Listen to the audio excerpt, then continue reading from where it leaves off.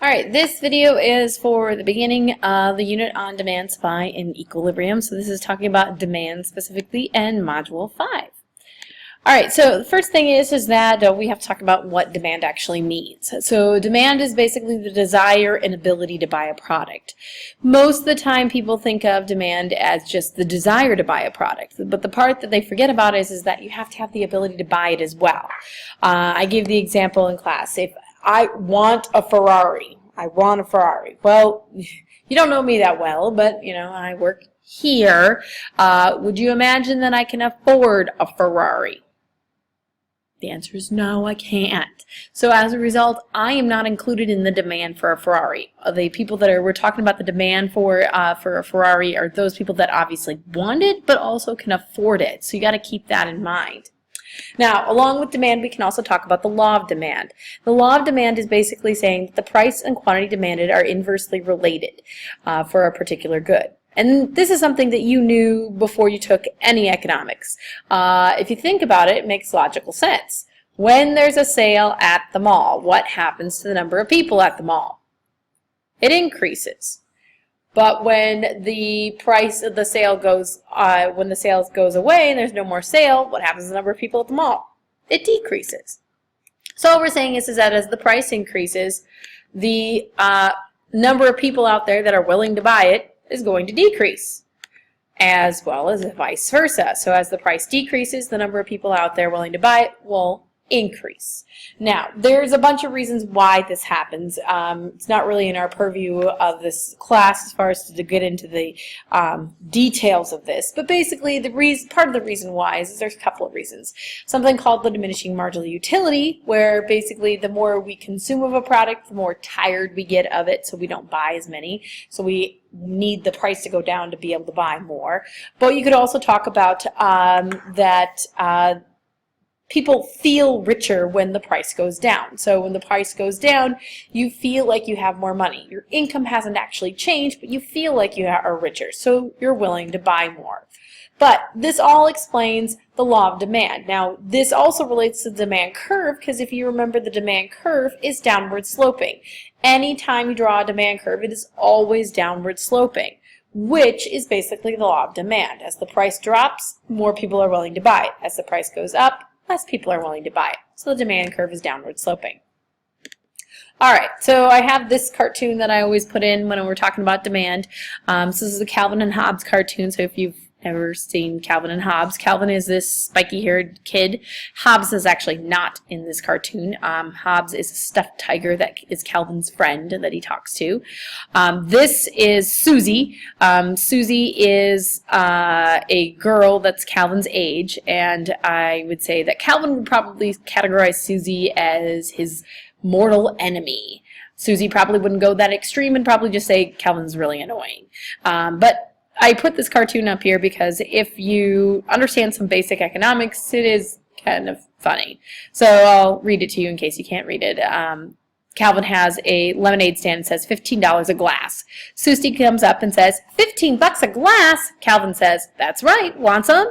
Susie says, how do you justify charging $15? Calvin says, supply and demand. Susie says, where's the demand? I don't see any demand. Calvin says, there's lots of demand. Susie says, yeah? Calvin says, sure, as a sole stockholder in this enterprise, I demand monstrous profit on my investment. And as president and CEO of the company, I demand an exorbitant annual salary. And as my own employee, I demand a high hourly wage and all sorts of company benefits. And then there's overhead and actual production costs. Susie says, but it looks like you just threw a lemon in some sludge water. Calvin says, well, I have to cut expenses somewhere if I want to stay competitive. Susie says, what if I get sick from that? Calvin says, Calvin Import is the motto we stand behind. I'd have to charge more if we followed health and environmental regulations. Susie says, you're out of your mind. I'm going home to drink something else. Calvin says, sure, put me out of a job. It's you anti-business types who ruin the economy. Calvin's obviously upset, and he goes to his mom and says, I need to be subsidized. Okay, a couple of things here. First of all, is Calvin using demand correctly? The answer is no, he's not. Obviously, demand has to do with consumers and consumers purchasing things. Calvin is talking about the production side of things and what he wants, emphasis on wants, as a producer. Second thing that I want to point out is capital important. I'm probably butchering that. I do not speak Latin. That is, it actually stands for let the buyer beware. Not exactly a great business model. Lastly, subsidize. Subsidies are going to be where the government pays a producer some money to encourage them to continue to do something. So it could be that they're continuing to make a particular product or how they make it. Farmers get subsidized a lot because there's not a whole lot of money in farming. Energy companies, like if you're a solar company or wind company, they get subsidized from the standpoint of there's a high cost of production in that area, but it is more environmentally friendly, so the government is encouraging them to do that. So in Calvin's case, he is seeking his mom as the government and saying he needs to be subsidized, so she basically would be encouraging him to continue to make sludge water. So again, if you understand some basic economics, this actually makes sense. All right, that aside, we can talk about how demand can change. So there's two ways demand can change. There's a change in quantity demand and a change in demand. So this one, capital B, I have is a change in quantity demand, emphasis on the quantity part. A change in quantity demand is when we move along the same demand curve because the price has changed.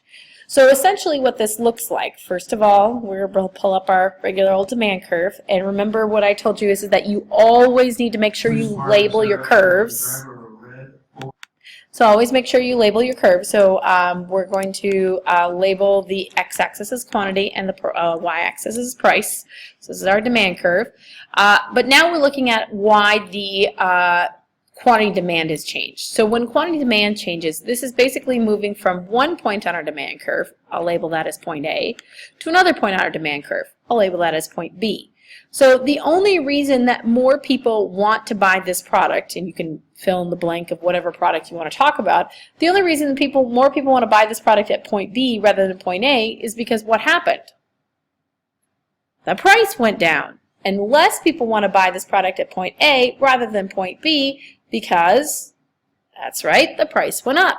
The only thing that caused this to happen was a change in price. Quantity demand is a result of a change in price. Now I know you're looking at this saying, okay, why is this hard? Well, now we're throwing in a curveball. Now we're going to talk about a change in demand. Notice this is different from the last slide where I talked about a change in quantity demand.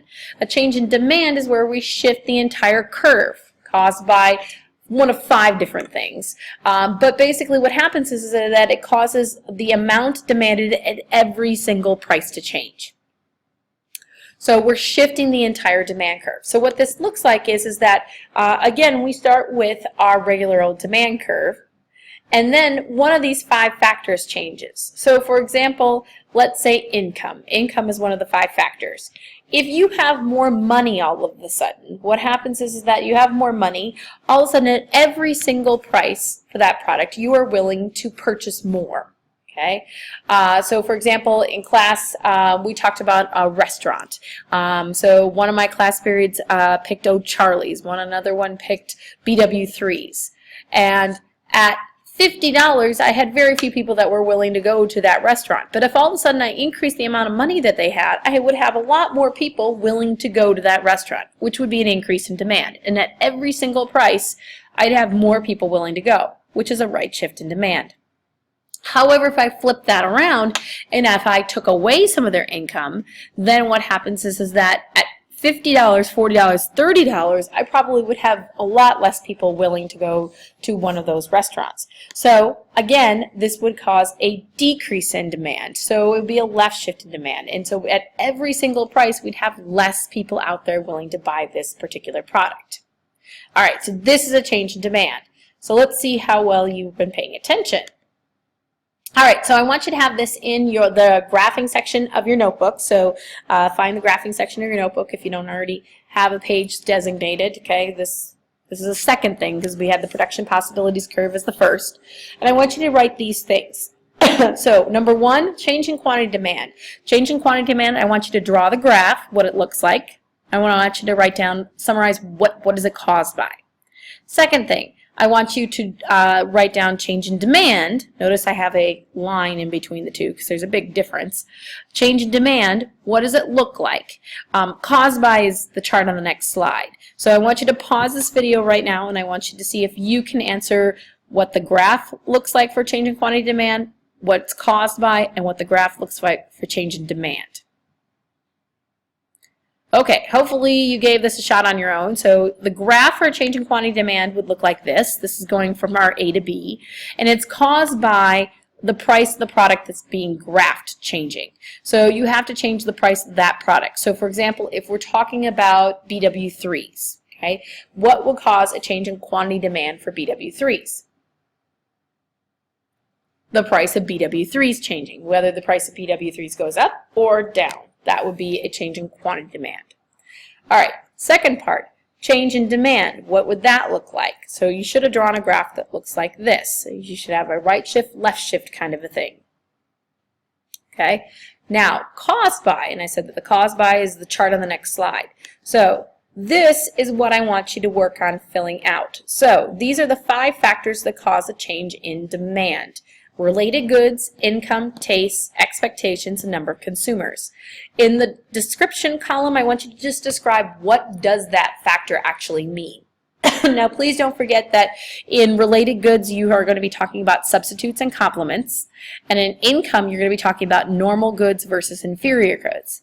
In the right shift column, you're going to be talking about what causes an increase in demand according to that. So, for example, in related goods, what would cause what would happen to the substitute to cause a right shift in demand?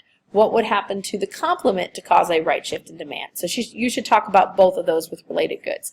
Left shift is the opposite, obviously, where you're going to be talking what causes a decrease in demand according to that factor.